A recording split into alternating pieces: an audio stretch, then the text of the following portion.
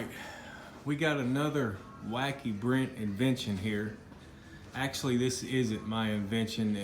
This is my version of something that's already been invented. This is my version of a evaporative cooler, better known as a swamp cooler. They've been around for a long time, longer than air conditioner with compressed freon. So yeah, this is my version of an evaporative cooler to cool your garage or to roll out in front of your swing or patio or whatever to give you some cool air. Now, the way these work, there's going to be a pad on the back here. I haven't got it mounted up yet because I wanted to show you how it works and how I built it. This is something you could build for about $150. Commercial evaporated coolers go for about $2,000 or $3,000. They're outrageous, but mine's cost $150. They work a lot like an air conditioner. You know, air conditioner uses compressed freon, goes in your home, evaporates in an evaporator core, absorbs a lot of heat and goes back outside and condenses down to a liquid where it gives off that heat. Whenever you have a liquid expanding to a gas, it tends to absorb the heat energy around it, and that's just air conditioning physics 101. In the same way with this, it evaporates water and cools the pad down. Excess water goes down to the sump, carries the heat down to the sump. So the pad being the evaporator, the sump being the condenser, sort of. The water in the sump will get very hot. But the pad will get very cold from the air rushing through it, evaporating the water. All right, how I built this is pretty self-explanatory. It's just get 2x10s on the side. I made a box. This is 66 inches tall by 32 inches wide to match the width of my pad. That pad is aspen shavings. You can get a roll on Amazon for 20 bucks.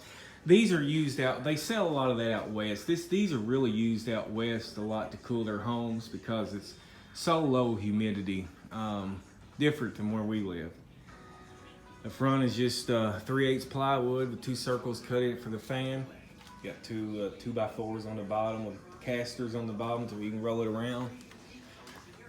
The back, the fans are mounted in. I got some 2x2s on the side to give me something to nail this on. This is some old fencing I had.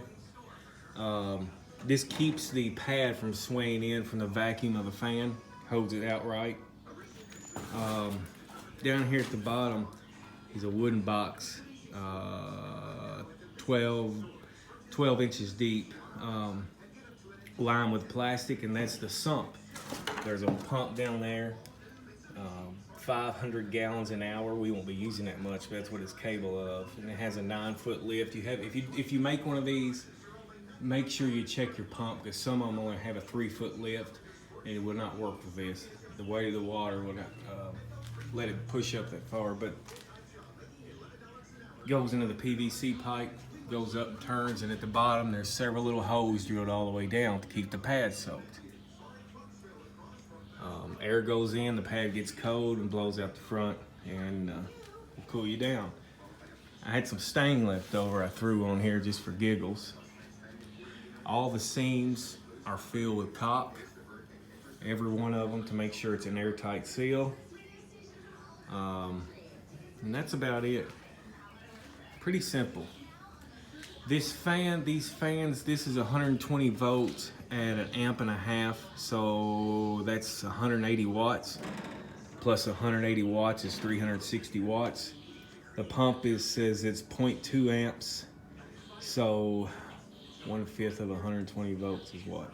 25 watts. So we got, what did I say? I done forgot. Oh, 360 watts plus 25. So we're about 380 watts.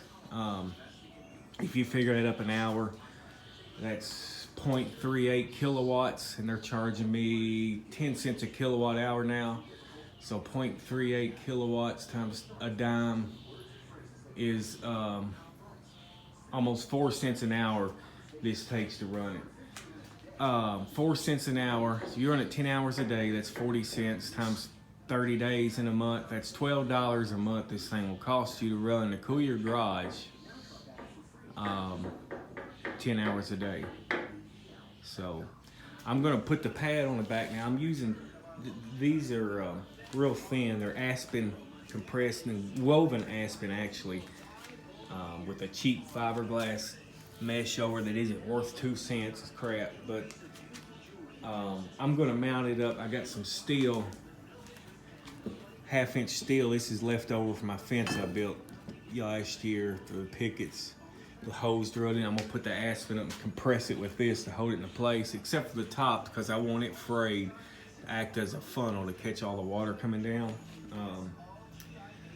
Probably could use 1 sheet, but I'm gonna try 2 because I got a 25-foot roll.